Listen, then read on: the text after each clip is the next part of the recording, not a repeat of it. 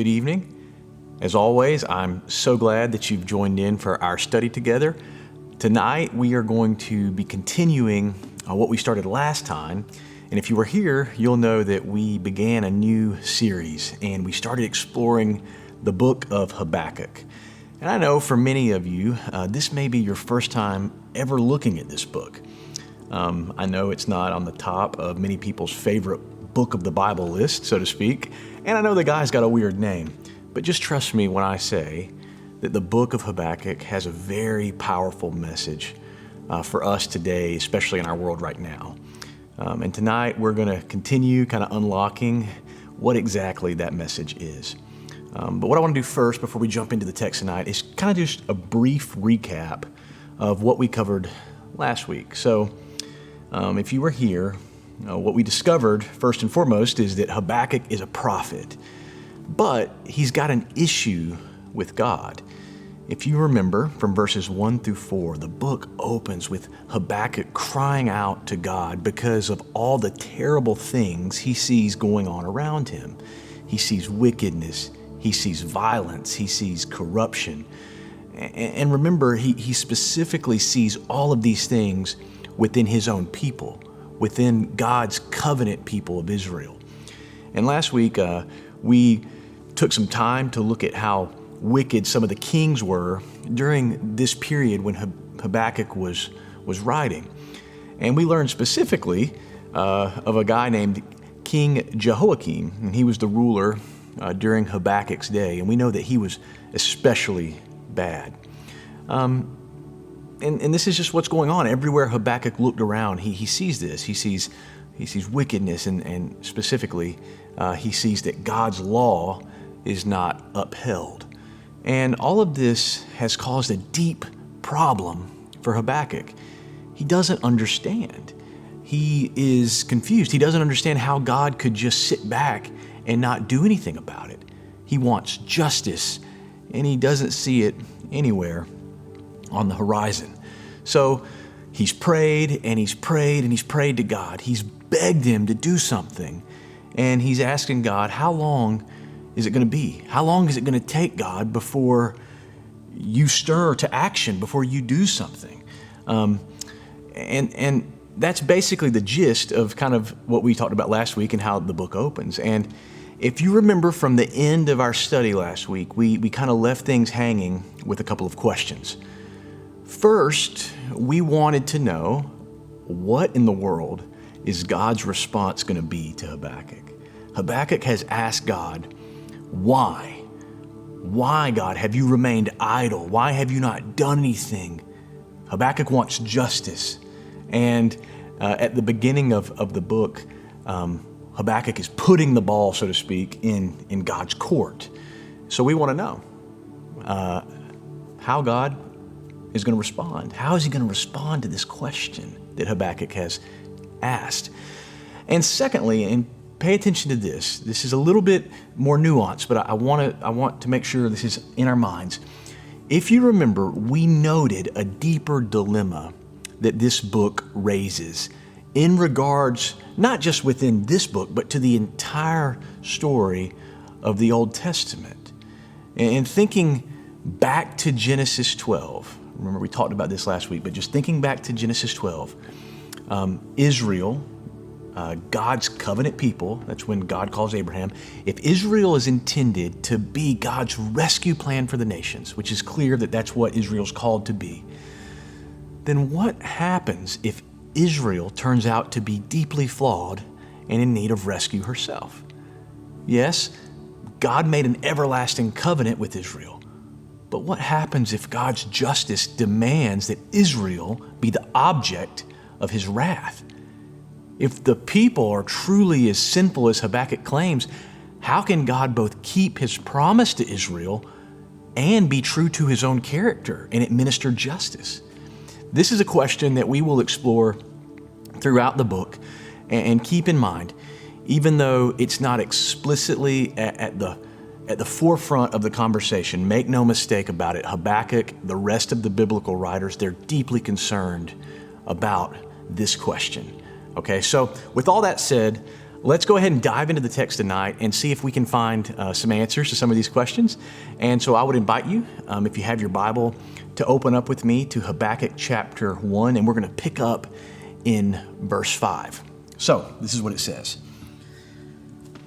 Look among the nations and see, wonder and be astounded.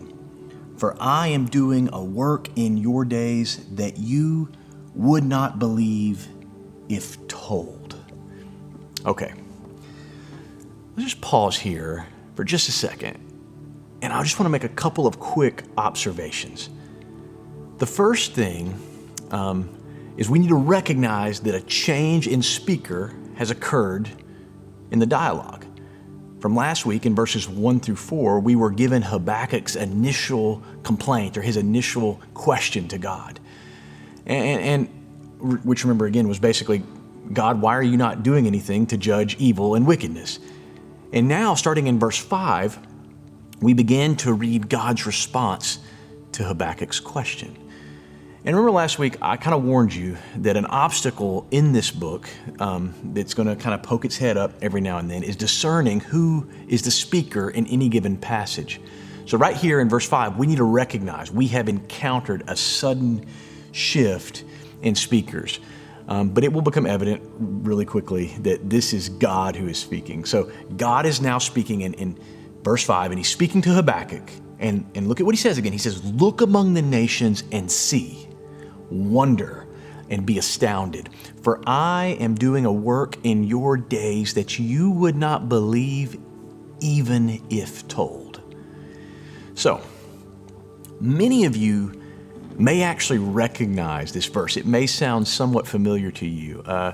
This verse has been used on many occasions, kind of as a motivational verse, I would say. It's been a verse I heard in Sunday school growing up, and maybe at Vacation Bible School. And sometimes you may even see this verse floating around on people's social media pages and posts, I don't know. But what's funny about that is I don't think people who use this verse kind of as a feel-good motivational tool have actually read the book of Habakkuk. We will come back to that in just a second and you will see. But before we look at the next verse, it's worth noting right here in verse 5, look at how God sets up his response. He hasn't answered Habakkuk's question yet, right? He hasn't answered the question. All he's done is preface his answer. But verse 5 tells us that whatever God is about to say is going to be big. It's going to be epic. He gives 4 commands in one verse that characterize how Habakkuk and the people will react to God's response. He says, look, see, wonder, be astounded. That is what he says the people should do with what he's about to say. So whatever he's going to say, it's going to utterly astound the people. They will be amazed. They will look on and wonder. And it's going to be something so incredible, they wouldn't even believe it if they were told. So, God has built up our anticipation at this point. And at this point, you should be on the edge of your seat. You should be wondering, like I'm sure Habakkuk was, okay, what is it, Lord? What are you about to do? Well, let's keep going and see if we can't find out. Starting in verse 6. I want you to listen to this. Prepare for it. For behold, I am raising up the Chaldeans, that bitter and hasty nation, who march through the breadth of the earth to seize dwellings not their own. They are dreaded and fearsome. Their justice and dignity go forth from themselves. Their horses are swifter than leopards, more fierce than the evening wolves. Their horsemen press proudly on. Their horsemen come from afar. They fly like an eagle swift to devour. They all come for violence, all their faces forward. They gather captives like sand. At kings they scoff, and at rulers they laugh. They laugh at every fortress, for they pile up earth and take it. Then they sweep by like the wind and go on. Guilty men whose own might is their God. So, I'm going to explain this in a minute. but Habakkuk would have truly been amazed at God's words right here. The only way I can kind of try to describe it, there's an emoji that I love to use, and I think it perfectly sums up what Habakkuk must have been thinking and feeling in this moment. And here it is right here. Yeah, I love that emoji. So let's go back and kind of break this down, right? And let's keep a few questions in mind as we do this, right? In verse 5, remember, God tells Habakkuk his response is going to be shocking. He says it's going to be utterly unbelievable. So after reading God's response, let's see if we can figure out why these words would have been so shocking. So, verse 6 tells us a summary statement of God's response. Verse 6, it says, remember, Habakkuk asked the Lord, he says, what are you going to do, God? Wickedness is everywhere. And the Lord replies to him, he says, behold, I am raising up the Chaldeans. Now, everything else from the rest of verse 6 all the way through 11, it describes who the Chaldeans were and what they were like. But now again, the question the text tells us we should be asking is, why is this shocking?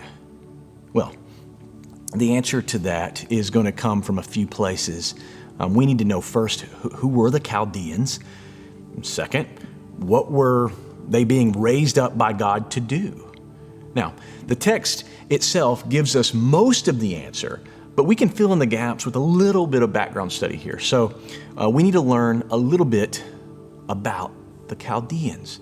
Now, at this point, I know most of you are thinking like, oh no, not again. Man, I don't know anything about the Chaldeans. That's about to change, I hope. So let's just start with some basic facts. The Chaldeans were a people group. They were located in southern Mesopotamia. Here's a map kind of for you to see where we're talking about. And notice the Chaldeans, they were east of Judah in the area near the Persian Gulf. The interesting thing about the Chaldeans is how quickly they came to prominence on the world scene. In a relatively short period of time, they went from being a bunch of backwood nobodies to being the dominant world power on the international scene.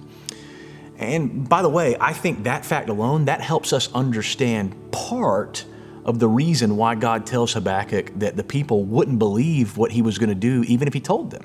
You know, at least until a certain point in history, the Chaldeans were an insignificant people. That's the point. They were nobody. But all that changed, and it changed quickly. And kind of how that came about, if you're interested, it changed under a guy, now bear with me here.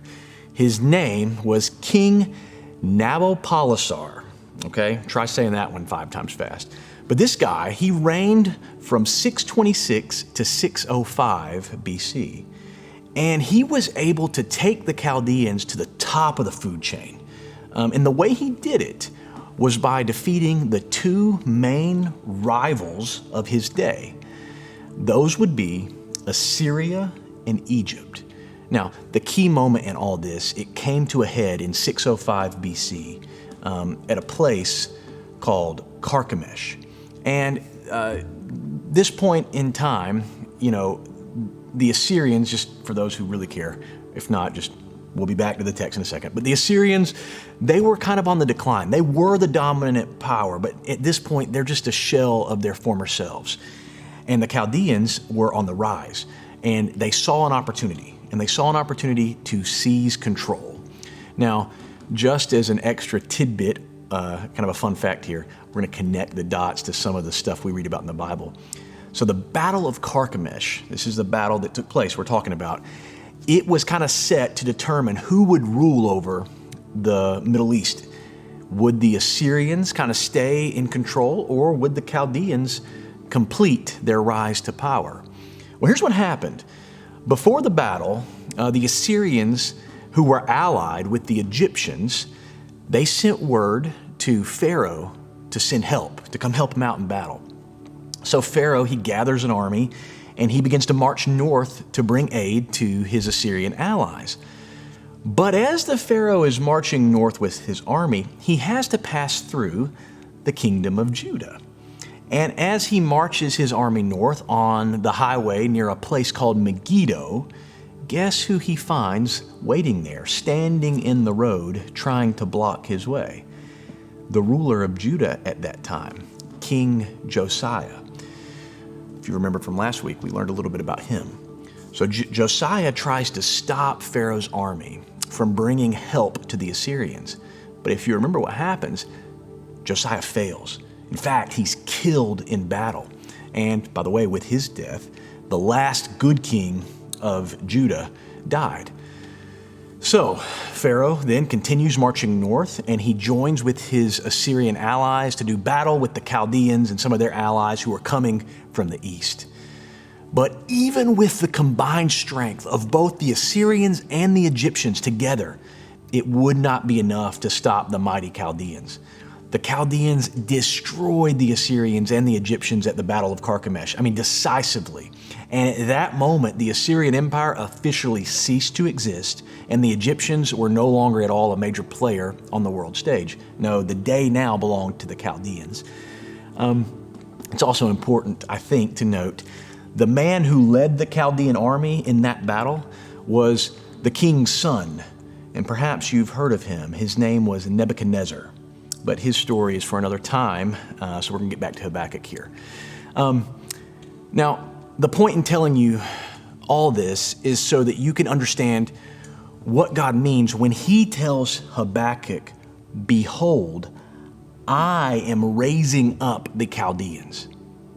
I am raising up the Chaldeans. In a span of 20 years, the Chaldeans went from being virtually nobody to conquering Assyria, Palestine, Syria, and Egypt.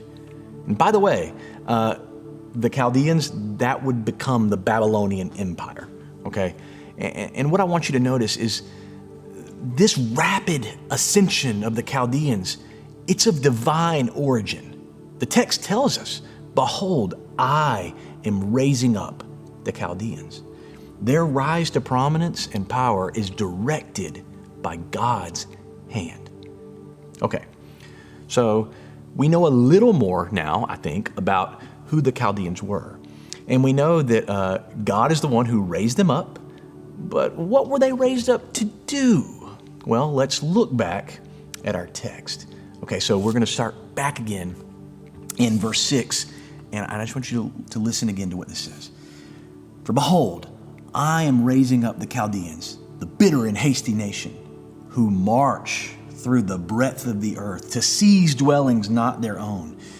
They are dreaded and fearsome. Their justice and dignity go forth from themselves. Their horses are swifter than leopards, more fierce than the evening wolves. Their horsemen press proudly on. Their horsemen come from afar. They fly like an eagle, swift to devour.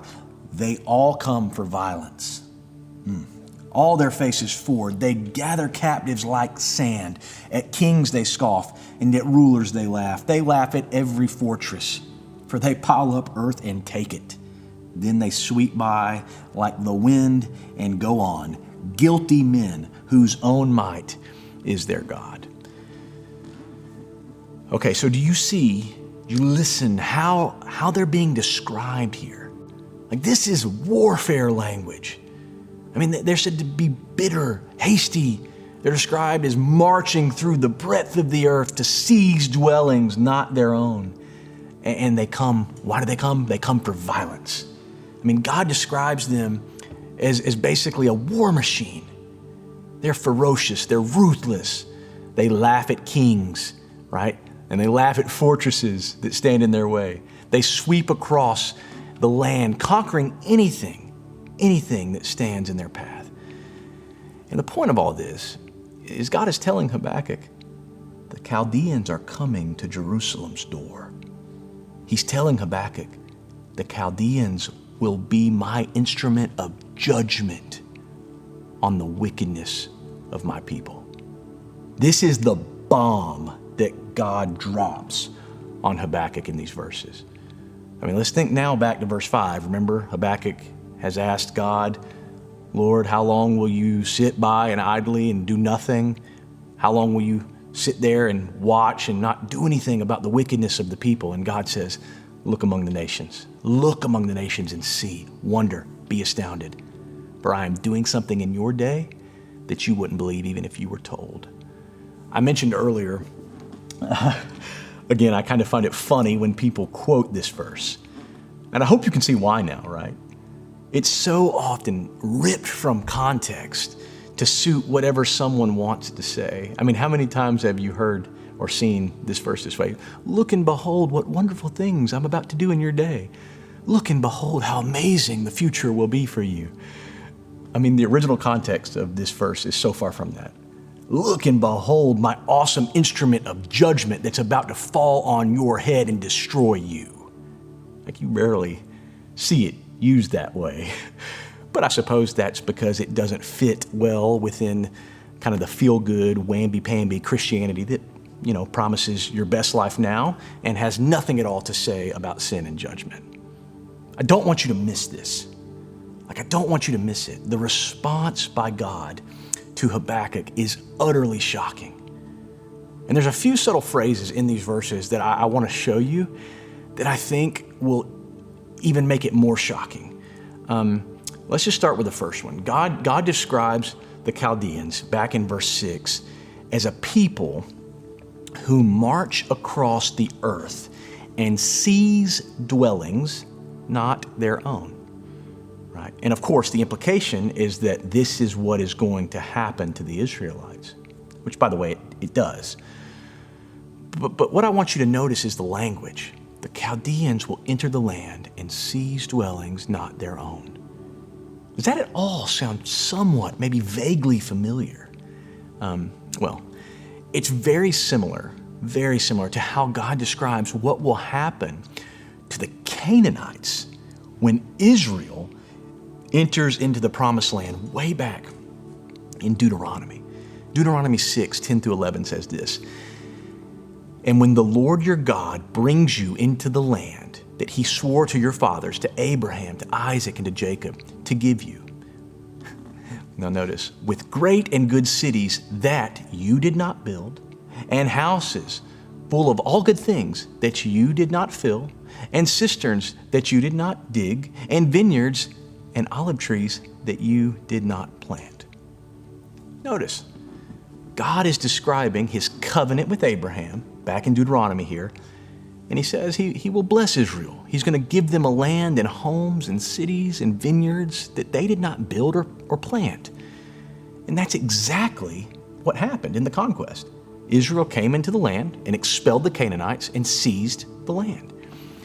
And I want you to catch this. The seizing of the land and the conquest was tied directly to God keeping his covenant promise to Abraham. So what would it mean if the land was taken away from Israel? Because that's exactly what God says is going to happen. This time, it would be the Chaldeans who come and seize what isn't theirs. And it would be Israel who is expelled from the land. So we catch a hint here in this verse of a reversal from the conquest narrative. But let's keep going. It gets more interesting. Look in verse 9. Verse 9 says, God speaks of the Chaldeans and saying, the Chaldeans gather captives like sand, right? They gather captives like sand. Where else do we see God talking of something being like sand? I want you to think back to God's covenant again with Abraham. God promised to make Abraham's descendants as numerous as what? The stars in the sky and the sand on the seashore. But now, would it be the descendants of Abraham who were gathered up like sand and carted off to Babylon? Again, I hope you can see this whole thing is tied back to God's covenant promises.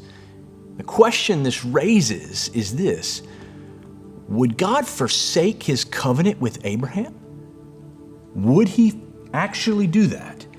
But we'll come back to that in a moment, because I want to look at one more thing. I want to talk about Abraham for a second. Abraham. Yeah. Do you remember where Abraham came from before God called him? Yeah. He was from a place called Ur. And Genesis 11 tells us specifically he was from a place called Ur of the Chaldeans. That's interesting. Ur of the Chaldeans. This is the place where Abraham, the patriarch of the covenant people, this is the place where he was from. And now Habakkuk is told it would be the Chaldeans who would come and cart away God's people into exile. Now, I do not want you to miss the theological significance of what all these things mean. In essence, it seems as if Habakkuk keyword, it seems as if Habakkuk is told that God is undoing his promise to Abraham. It seems as if God's election of Israel is going to be undone. It seems as if God is going to forsake his covenant with his people. But how could this be? Are God's promises not sure? Is God's faithfulness to his word not guaranteed? Would God actually break his covenant because of Israel's unfaithfulness? Well, I'm sure Habakkuk was wondering these questions along with many others, but we'll have to come back to them at another time.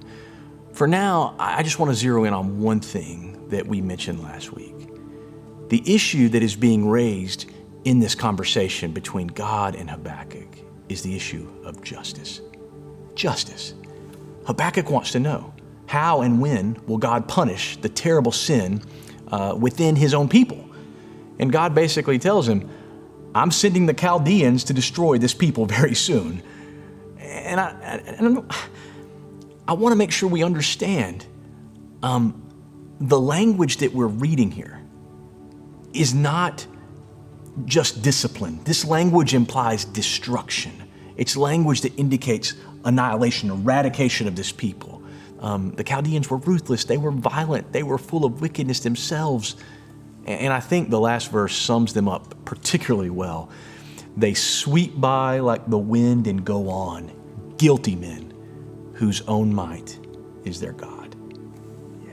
Guilty men whose own might is their God. These people worship their own strength. They determine their own justice. They truly lived by the saying, might makes right. And God tells Habakkuk these people, this will be my instrument of judgment, the mighty Chaldeans, whose might is their own God. I hope you can see now why this is such a shocking response from God. And next week, we'll see how Habakkuk responds back to God. But a question you and I could probably anticipate Habakkuk having is this: is justice really upheld if the instrument of God's justice on Judah is more wicked than Judah herself? Again, this is a question we'll explore more in the weeks ahead. But for tonight, I want to leave you with this observation. The text is clear. The Lord is the one who raised up the Chaldeans. Wicked as they were, the Lord is the one who raised them up.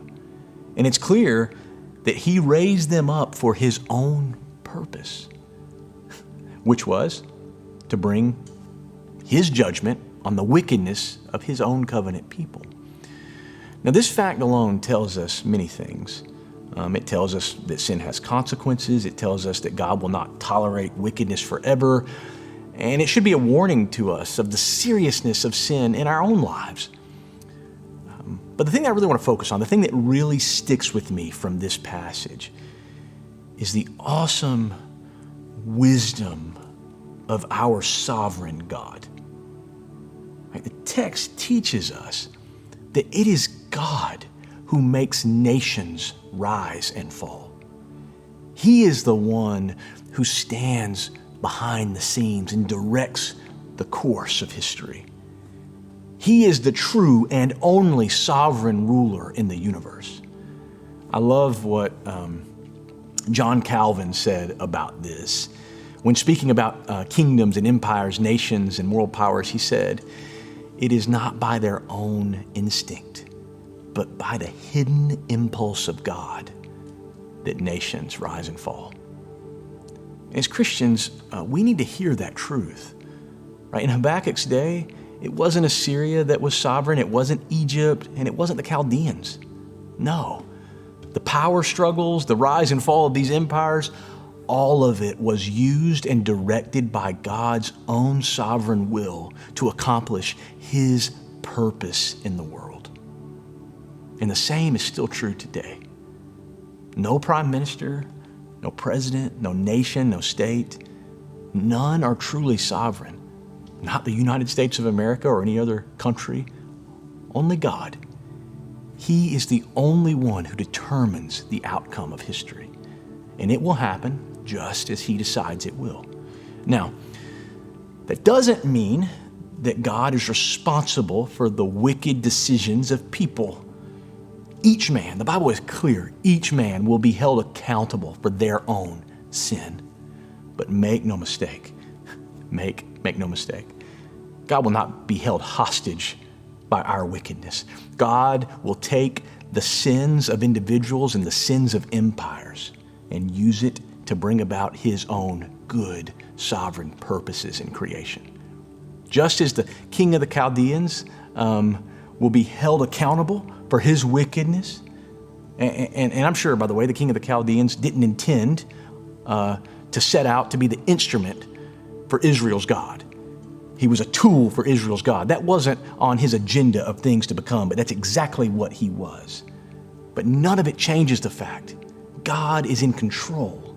God is the one that sits in the control room of the universe. No one else. No one else. So as we wrap up tonight, I want you to take comfort in that. That's something you can take comfort in. The God of the Bible is a very big God. He makes nations rise and fall. He fashioned the galaxies in the heavens. He directs the outcomes of world history. But this very big God, who has His hand on some very big things, He's also the same God who speaks gently to each of us in the quiet still of the night. He's the same God who takes notice of every small detail of our lives. He cares about how your day went today. So when you think you're alone and no one cares about you, He's there, and He does. The high sovereign God of heaven who created every star in the universe, He is the same God who fashioned you in your mother's womb. And He longs to have a relationship with you. And He has made that possible by coming close to us in Jesus. And in Jesus' death, we find the ultimate answer to questions about God's justice. But that's a story for another time.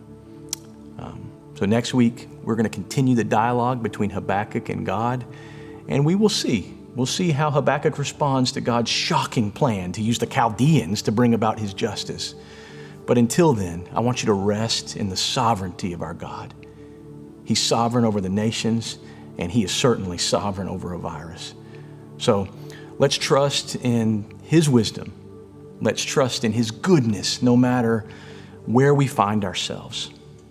Thanks for watching. We'll see you next week.